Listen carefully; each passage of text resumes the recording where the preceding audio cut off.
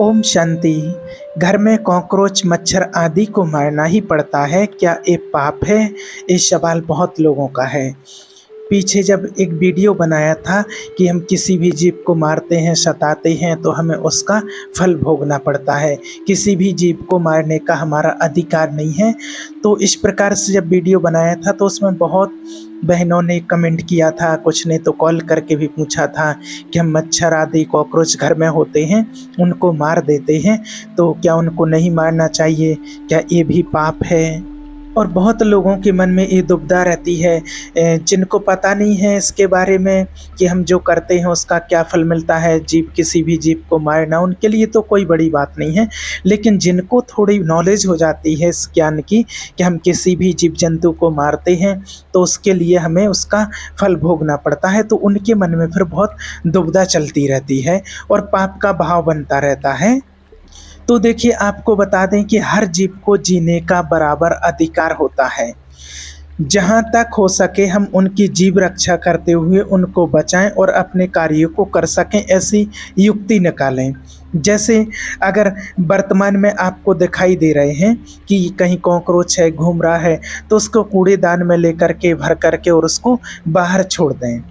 और जब नहीं दिखाई देते हैं और आपको ऐसा लगता है कि आ सकते हैं, तो आजकल ऐसी औषधियाँ चल गई हैं, ऐसी कई दवाइयाँ हैं कि उनको आप रख दो तो उनको फिर वो आएंगे नहीं आपके घर में। ऐसी ऐसी औषधियाँ हैं कि वो रख देंगे तो फिर वो आएंगे नहीं।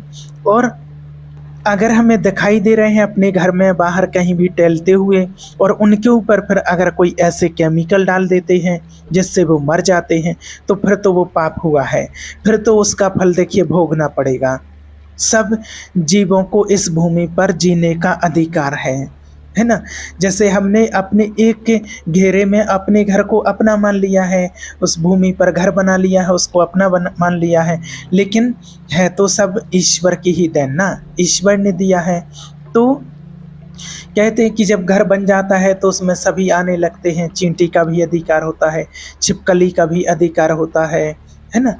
तो ये भूमि तो ईश्वर की है, तो उस भूमि पर तो सबका अधिकार होता है। हाँ, एक बात है, जैसे विरोधी भाव होता है, जैसे मान के चलो किसी कमरे में सांप है तो उसमें हम कैसे रहेंगे।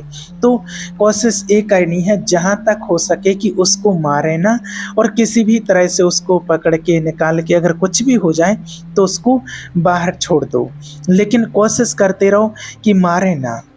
हम ऐसा कोई उपाय करें कि उसको भी दुख ना पहुँचे और अपना भी बचाव हो जाए। जैसे मान लीजिए आप पोंछा लगा रहे हैं और आप ध्यान नहीं दे रहे हैं और उनको रगड़ते जा रहे हैं, मारते जा रहे हैं, तो वो पाप बन जाता है। आपने देख लिया है और देख करके आप उसको मार रहे हैं तो पाप बनेगा। आपने देख लिया है तो उसको झाड़ू लीजिए, फूल झाड़ू लीजिए और आराम से उसको निकाल दीजिए, ऊपर ऊपर से सफाई कर दीजिए, फिर पोंछा लगाइए। ऐसा करिए, हमारा उद्देश्य है ना मारना। और फिर दूसरी बात कि अचानक अगर कोई चीज़ आ गई और आपको पता नहीं चला और वो मर गया, तो फिर वो भगवान जाने, उसमें आपका कोई दोष नहीं है, अनजाने में हो गया। लेकिन अगर जानबूझ करके आप कर रहे हैं, जानबूझ करके आप उसको मार रहे हैं, तो फिर पाप तो देखो जानबूझ कर करेंगे तो लगेगा ही, क्योंकि सभी जीव हैं, देखो सबको अपने जीने का अधिकार है और सबको अपने जीवन से प्यार होता है। आज कोई भी जीव जंतु हो, पशु पक्षी हो, सबको जीने का अधिकार है और सबको अपने जीने का अधिकार के साथ साथ उनको अगर कोई भी कष्ट, जैसे हमें कोई कष्ट होता है, कोई मारे तो हमें दर्द होता है, ऐसा ही उनको भी दर्द होता है। बस इतना ज़रूर है कि देखिए, अनजाने में जो गलती हो जाती है, पाप बन जाता है, उसके लिए भगवान क्षमा कर देते हैं। अगर जानबूझ करके आप कर रहे हैं कि अगर जैसे चींटियां हैं और चींटियां जा रही हैं और ऊपर से केमिकल डाल दो, तो वो तो पाप बनेगा। तो ये भी ध्यान रखना है कि हमें अपना बचाव पक्ष भी रखना है, लेकिन कोशिश करो कि उनको नष्ट नहीं करना है। कोई ऐसी युक्ति निकालो कि उसको बाहर निकाल दो। और घर गृहस्थी में अधिकतर ऐसा होता रहता है, जैसे घर में कोई छिपकली हो, चूहा आ गया है, तो उसको एक बार तो ऐसा देखा था, हमने देखा है कि माना एक व्यक्ति थे और वो चूहा पकड़ करके अपने घर में पिंजड़े में पकड़ करके 3 चूहे ले करके आए थे और लेकर के आए और वो सड़क में ला करके उन चूहों को ईंटें पटक पटक के मार रहे थे। तो ऐसा तो एक गलत है ना, जब आपने पकड़ ही लिया है तो उसको छोड़ दो भाई। अगर वो पिंजरे में मर जाता है, किसी कारण बस मर जाए, वो एक अलग चीज़ हो जाती है, लेकिन आप पकड़ लिया है और फिर जानबूझ करके मार रहे हैं, तो फिर देखो वो तो उसका तो पाप मिलेगा, है ना। कोई लोग ऐसे भी करते हैं, ऐसा भी देखा गया है कि जब साफ सफाई का टाइम होता है घर में, कभी सफाई करते हैं दीपावली पर या कभी वैसे भी सफाई करते हैं, तो घर में से जितनी भी छिपकलियां होती हैं उनको निकाल लेते हैं, किसी चीज़ में रख लेते हैं और फिर बाहर जा कर के उनको ईंटें पत्थर पटक पटक करके उनको मार देते हैं। भाई पकड़ लिया है तो बाहर छोड़ दो, उनको जाने दो, फिर मारने से आपको क्या मिल रहा है? तो फिर तो देखो दुर्गति होगी, उसका तो देखो पाप लगेगा, इसमें कोई संशय नहीं है। हमें ऐसा लगता है कि चूहा हमारे घर में नुकसान करते हैं, छिपकलियां से नुकसान होता है, भोजन में वो गिर ना जाए, शौच ना कर दें, ऐसा लगता है, ऐसा होता है। तो उनको आपने पकड़ लिया है, निकलवा लिया है, तो आप उनको पकड़ करके छोड़ दीजिए। मारना जरूरी थोड़ी है, उनकी हत्या करना जरूरी है क्या? देखिए, किसी भी जीव की हत्या करने का अधिकार हमको नहीं होता है, ना हमें किसी जीव की हत्या करनी चाहिए। हाँ, ऐसी बात होती है हम अपने बचाव पक्ष में हैं, कोई हमारे ऊपर जैसे अटैक कर रहा है और उस टाइम पर हम बचाव पक्ष तो अपना करना है, और उस बचाव पक्ष में अगर कोई मर जाए तो वो अलग बात होती है। तो कोई चींटी कॉकरोच कुछ ऐसे आते हैं तो उनको झाड़ के झाड़ू से और बाहर फेंक दो, और जब देख लो कि अब यहाँ पर नहीं है तो ऐसी औषधि वहाँ पर रख दो, लगा दो कि जो फिर से वो दोबारा से वहाँ पर नहीं आएंगे ही नहीं, और वहाँ पर वो उत्पन्न ही नहीं होंगे। घर में जब किसी प्रकार की कोई गंदगी नहीं होगी तो वो उत्पन्न नहीं होंगे, जब साफ सफाई होगी तो वो आएंगे ही नहीं, उत्पन्न ही नहीं होंगे। आजकल ऐसी ऐसी दवाइयाँ कुछ ऐसी चल गई औषधियाँ कि उनको रख दो तो फिर वो आते नहीं हैं। तो देखिए, मारने की तो हमें ना तो कोई अधिकार है और ना ही हमें मारना चाहिए। किसी भी चीज़ को, अगर किसी भी जीव जंतु को आप दंड देंगे तो उसका फल तो जरूर भोगना ही पड़ेगा। एक देखिए, महाभारत की एक सच्ची घटना है। एक महात्मा थे, मांडव ऋषि थे, वो दोनों हाथ ऊपर उठा करके और पहले बहुत कठिन तप करते थे। साधु संत जो रहते थे बहुत कठिन तपस्या करते थे, और वो इतने तपस्वी थे कि दाहिने पैर के अंगूठे के बल से पूरा शरीर ऐसा उठाए रहते थे, सिर्फ जमीन से दाहिने पैर का अंगूठा लगा हुआ रहता था और दोनों हाथ ऊपर उठा करके तपस्या करते थे।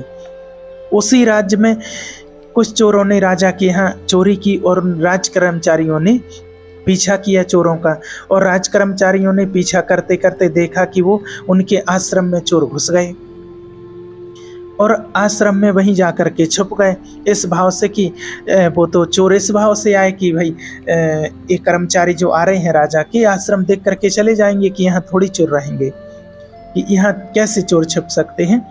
पर राज कर्मचारियों की दृष्टि पड़ गई। जब राज कर्मचारियों की दृष्टि पड़ गई और उन्होंने देखा तो वहाँ माल सहित और वो चोर पकड़े गए, जो चोरी करके लाए थे वो सामान भी पकड़ा गया। तो फिर उन्होंने सोचा कि ये महात्मा तो नाटक कर रहा है, जो राज्य कर्मचारी थे महात्मा होने का ढोंग कर रहा है और यहाँ चोरों को रखता है, चोरों को पालता है, चोरी करवाता है। तो उसी अवस्था में वो मांडव ऋषि को ले गए चोरों के सहित, उनको साथ में ले गए। वो तो अपनी ध्यान अवस्था में थे, उसी अवस्था में ले गए और राजा के सामने पेश किया कि महाराज समस्त चोरों को पकड़ करके हम लाए हैं। और राजा ने कह दिया कि जब चोर और माल सहित पकड़े गए तो यही पक्का चोर हैं, इसलिए इनको सूली की सजा दे दो।